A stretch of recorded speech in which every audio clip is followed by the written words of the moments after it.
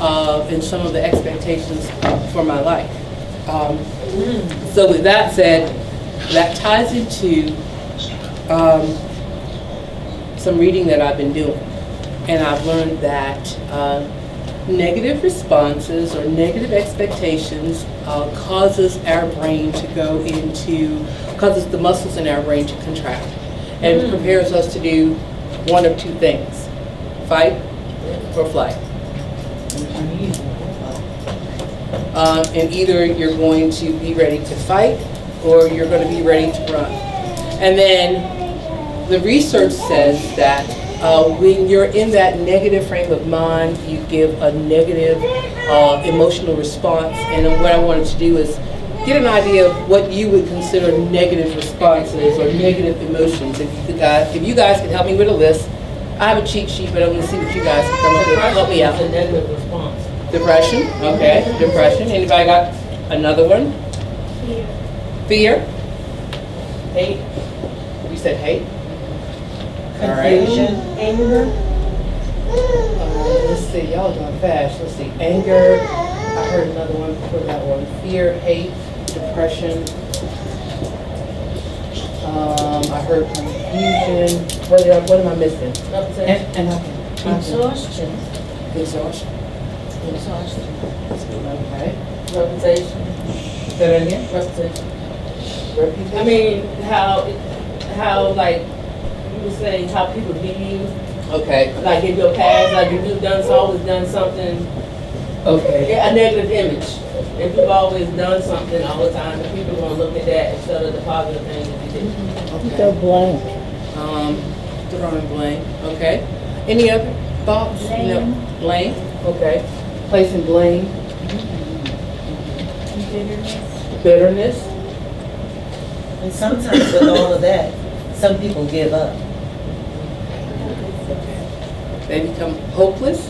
hopeless. So we want to put hopeless. Okay. Say that again. Okay. They live in the past. Living in the past. Okay. Living in the past. And it's the people that you be with, the company that you keep. Okay, very good. So stop teaching my lesson. Okay, so the thing about it is, all right, so according to research, we are impacted by these negative things. And so people, experiences, and I can't spell this one. Experiences, expectations, and relationships are some of the things that I read about in my research. And as a teacher, I know that if I don't have an expectation for my students, and I don't say, here's how things are going to go, and I don't set the tone on the first day, then there's chaos. The students come in, they want to do what they want to do. They're going to do what they want to do, and nothing is going to happen. No learning is going to go on, and it gets really ugly. And then I have to break out what I call the ugly stick, or I have to revert to a different personality. I have to call on Paula. That's my alter ego. I have to call on her, and she comes to school, and she's like Miss Nelson. Has anyone ever read the book with their children?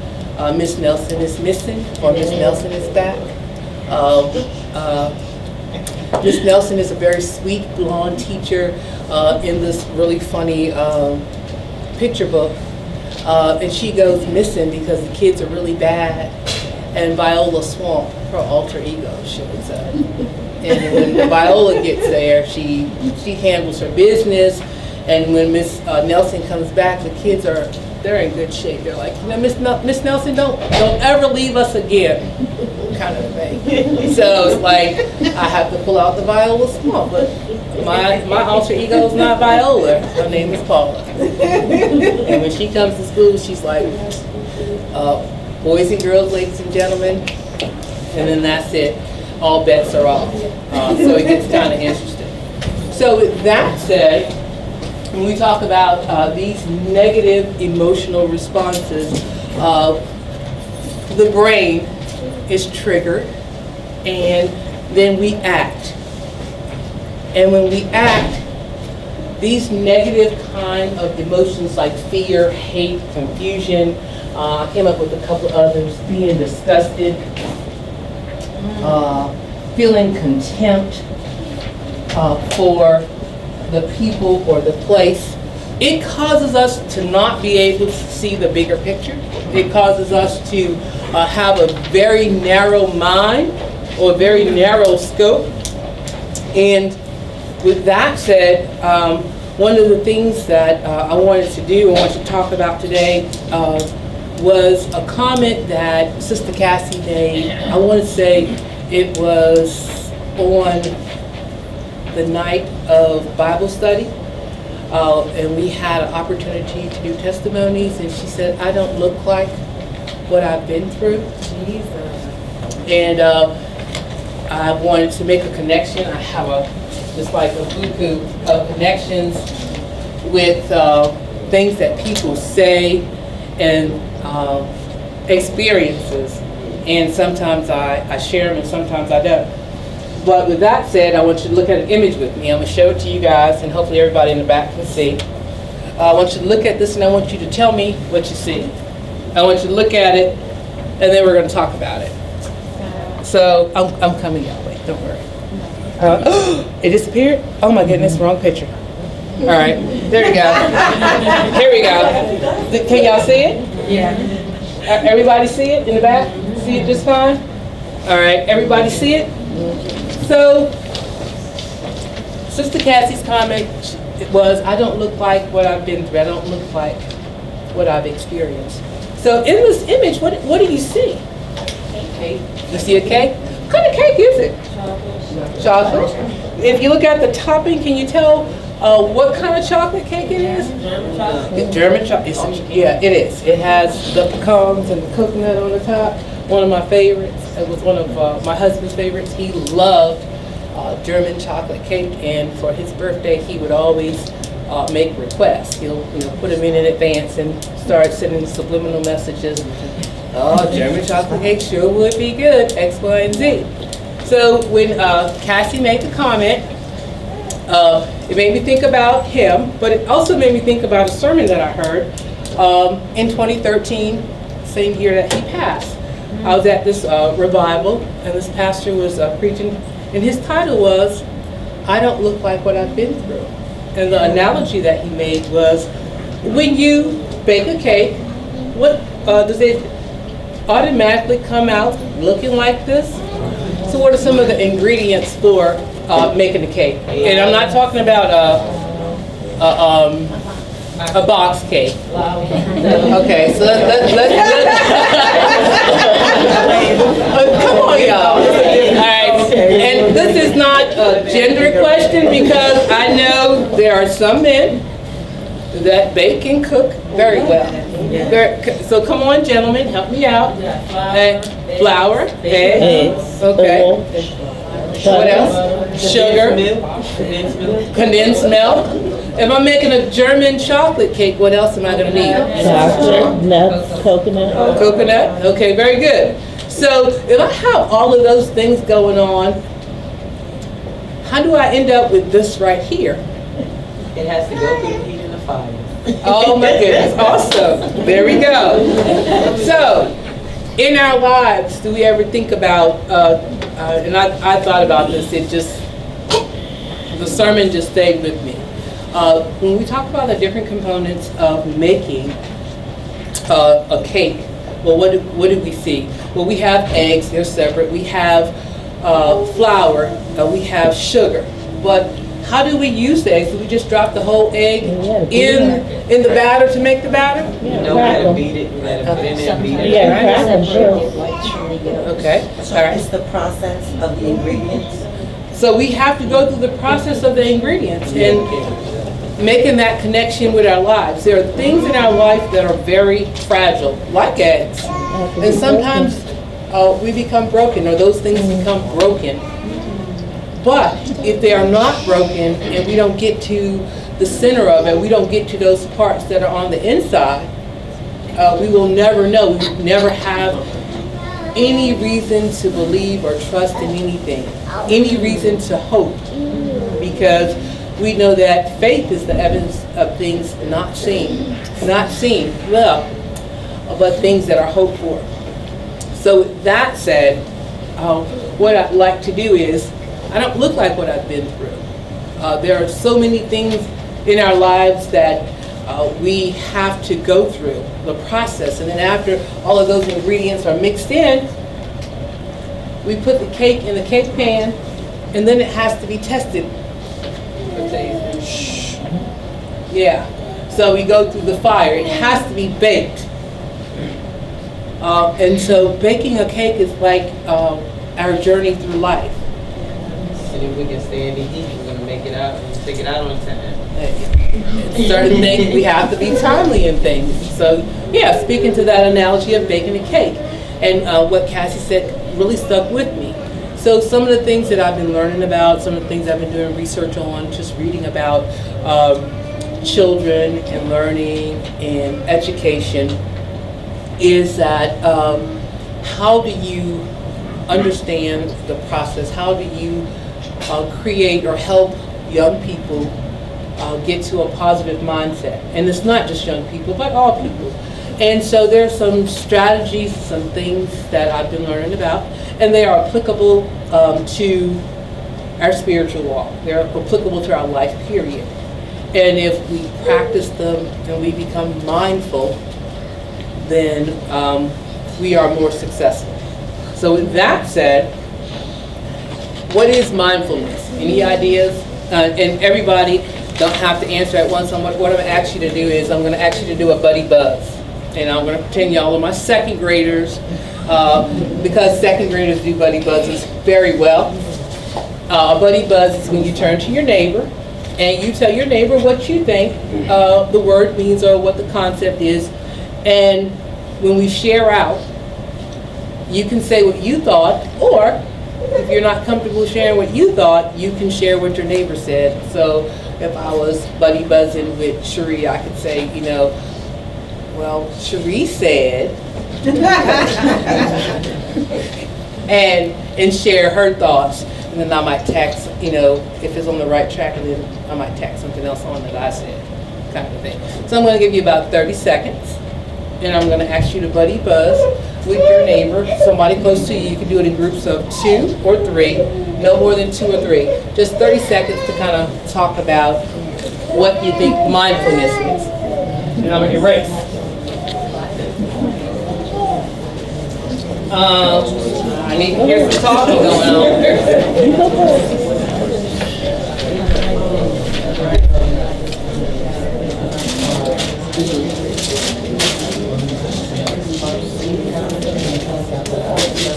Okay.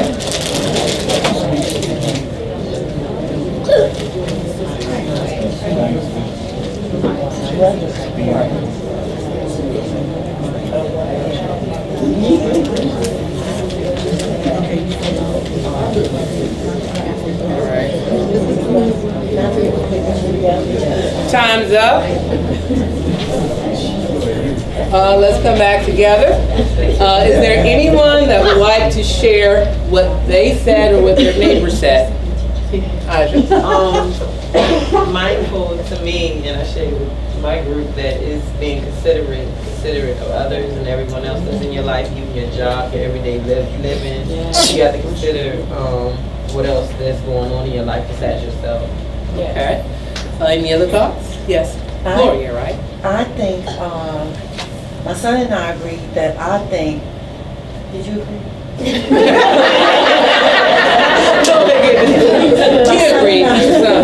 My son and I agreed that it's like pulling the cake out of the oven too soon.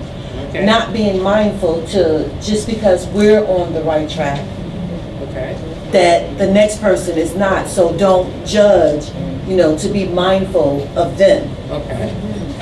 Okay. Latrinda. I believe that it's actually being there in the process, being there in the moment. Being in the moment? Not just existing. Okay. Yeah, okay. Consideration of others. Go ahead, Michelle. Not making the same, being mindful and not making the same mistake twice. Okay. So when we speak to mindfulness, you guys are all on the right track, but when Latrinda said, you know, thinking about the process, but being aware. If you are mindful, you have a sense of mindfulness, you're kind of aware of what's going on. And you're aware of not just what's going on around you, you're aware of how you're responding. And so what I'd like to do today is do a couple of mindful activities, exercises with you guys, and you may or may not use them. I find them to be useful, especially in the classroom. I used to count to 10 and walk away. Now I don't have to do that as much, but I still, sometimes I count, most of the times I just count to 2. I tell my students, I said, boys and girls, I'm counting to 2. 2. Okay, now let's get it back together. And when I do that, I know that I'm aggravated or I'm frustrated, and those are all negative responses. And just in terms of being able to see the bigger picture and to maintain control and be able to facilitate learning and my classroom instruction, I can't allow myself to get frustrated, right? So with that said, I would like for everyone to put down the pencil that you have, no rattling of paper, sit up nice and tall, let your feet rest on the floor, and your hands can be in your lap, sit up nice and tall, and we're in a very safe environment. So if you're comfortable closing your eyes, I'd like for you to close your eyes, and if you're not, just lower them so that you're not paying attention to the people around you, okay?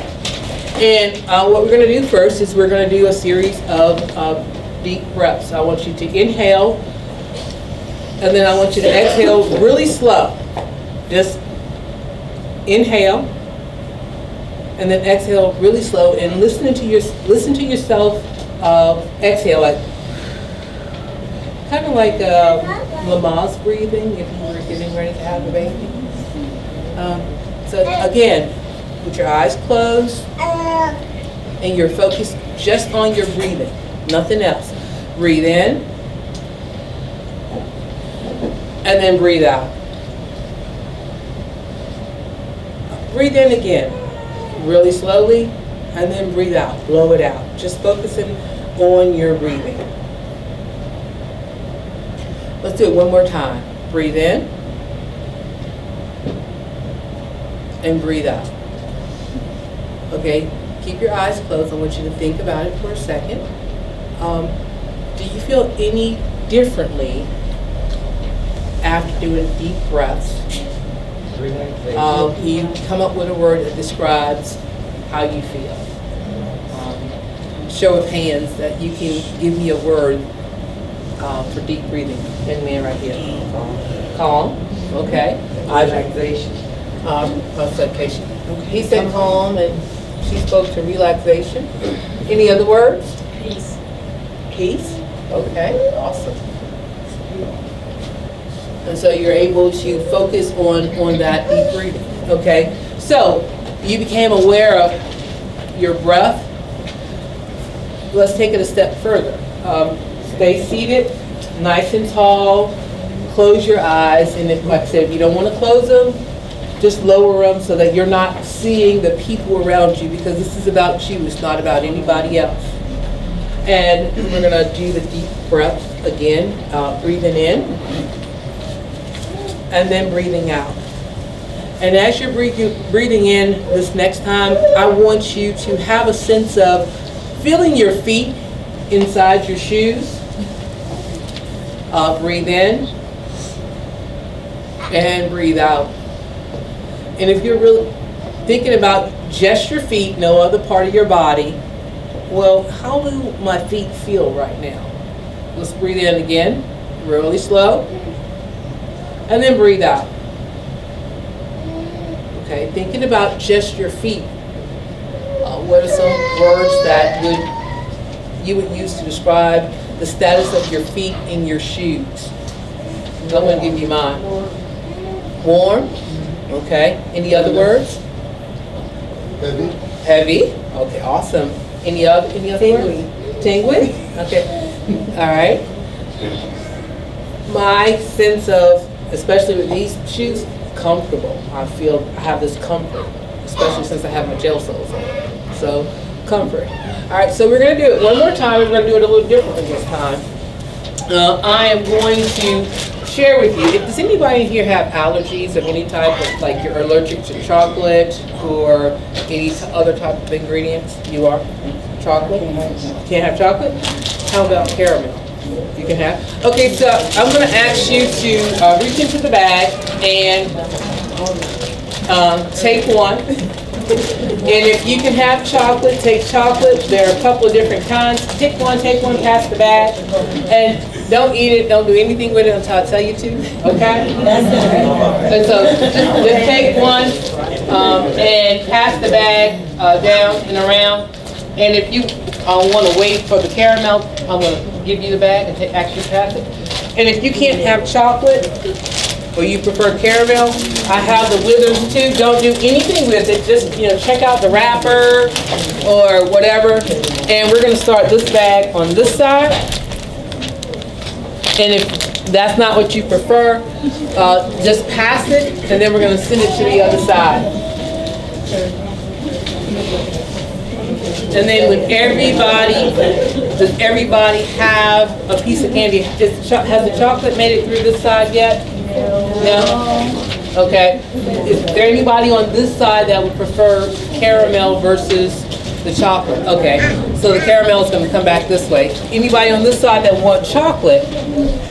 Okay. You don't have to take the caramel. You can have chocolate. We got chocolate coming this way. Stop taking and take one. You're holding up the progress.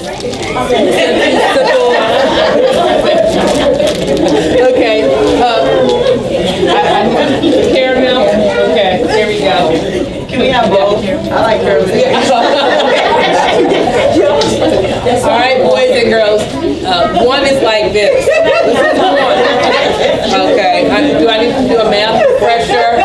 All right. The chocolate. Do I have the chocolate? Okay. Can somebody pass the chocolate back up this way? All right. Awesome. All right. So as we get our candy, and no, do not eat it yet. Chocolate on this side. Okay. Take one and pass the bag back.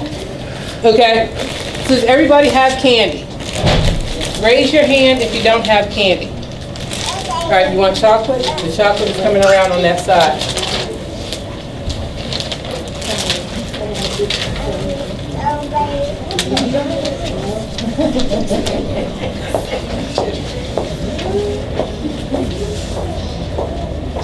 Everybody got chocolate or a piece of candy? All right, so if you don't like either one of those and you just prefer a Tic Tac, anybody want a Tic Tac? They're really small and you only get one. Yeah. Okay. All right. No, you can only have one.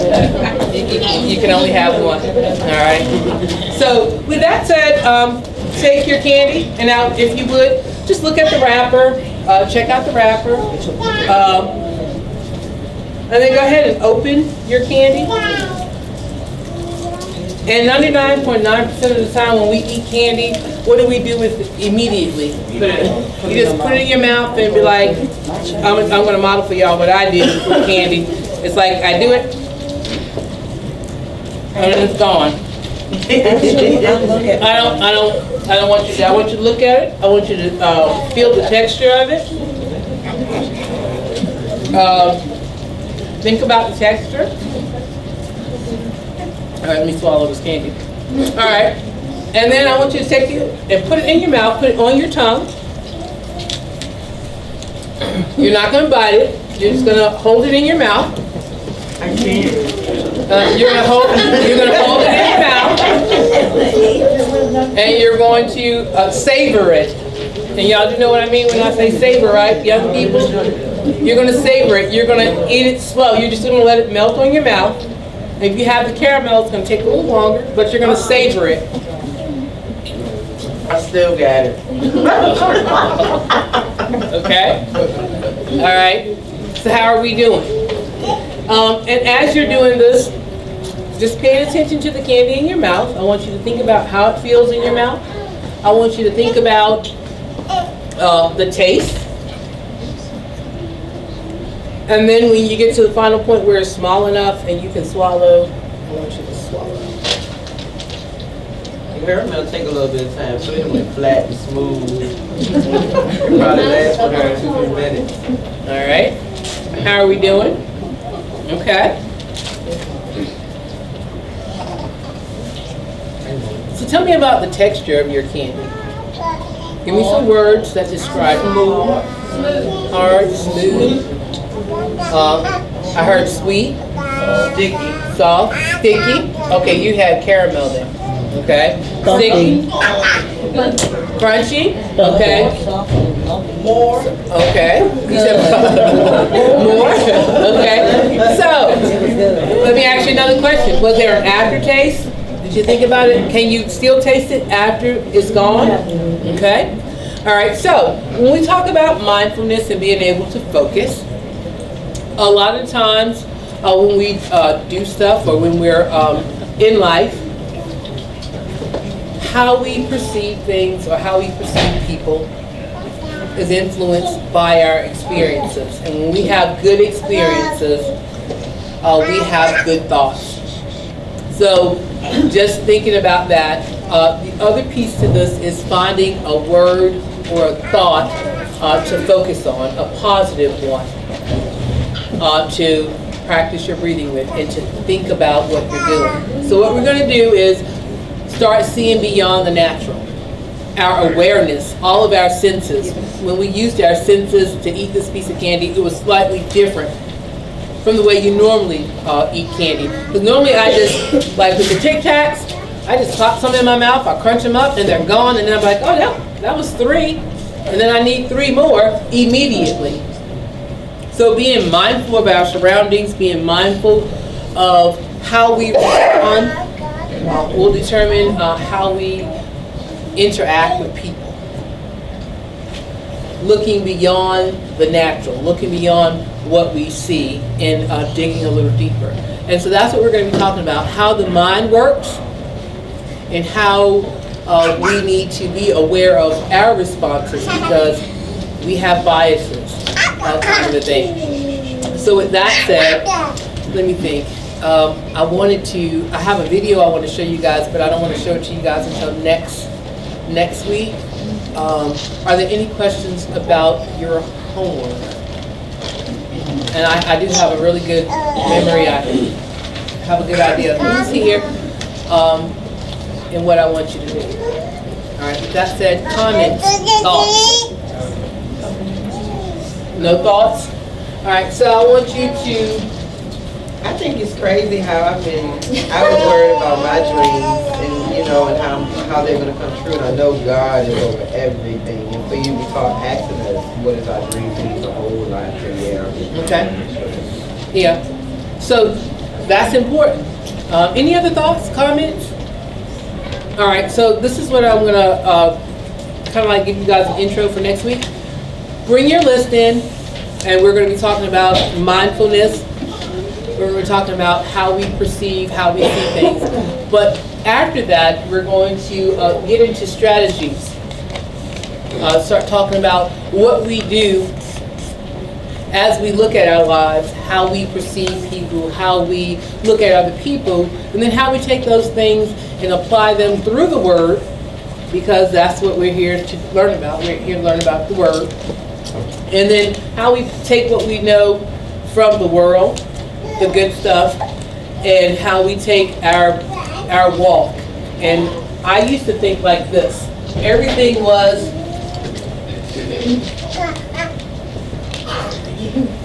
a destination. Everything. I was like, you know what? In 2009, when Janelle started elementary school, I was going to go to college, and in 2 years I was going to have not 2009. In 1998, I got my degree. But in 1994, I was going to go to school at the community college for 2 years, and I was going to get my associate's degree, and I was going to get a job. Boom, I was going to be done. I always had a purpose. It's like, okay, I'm going to get this, and then everything's going to be okay. It was always a destination. Always, I'm going to do this next, and then I'll be successful. I'm going to do this next, and then I'll be good. And I was always focused on that end goal. So I always had a destination in mind. And then after I got my associate's degree, because she told me she didn't have time to hang out with me, she said she couldn't skip school to go for ice cream because she needed her education. That's what she called it back then. She didn't have time to hang out with me, so I went back to school in 1996, and then I was like, okay, my professor says to me, Pamela, you're going to get kicked out of a teacher's class because you're going to be the paraprofessional in there, and they're going to put you out because you're going to be trying to take over that class, so you might as well go on and try to, be a teacher. I think you'd be good. And so with that advice, I had a new destination. Let me get my bachelor's, and then I can be the teacher. Again, an end result in mind, and I was just focused on getting it done.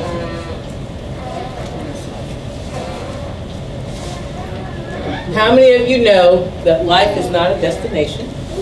It's a journey. And how we make that journey is our legacy. And speaking to that yesterday when we were at the service for Bishop Hargrove, just the impact of his life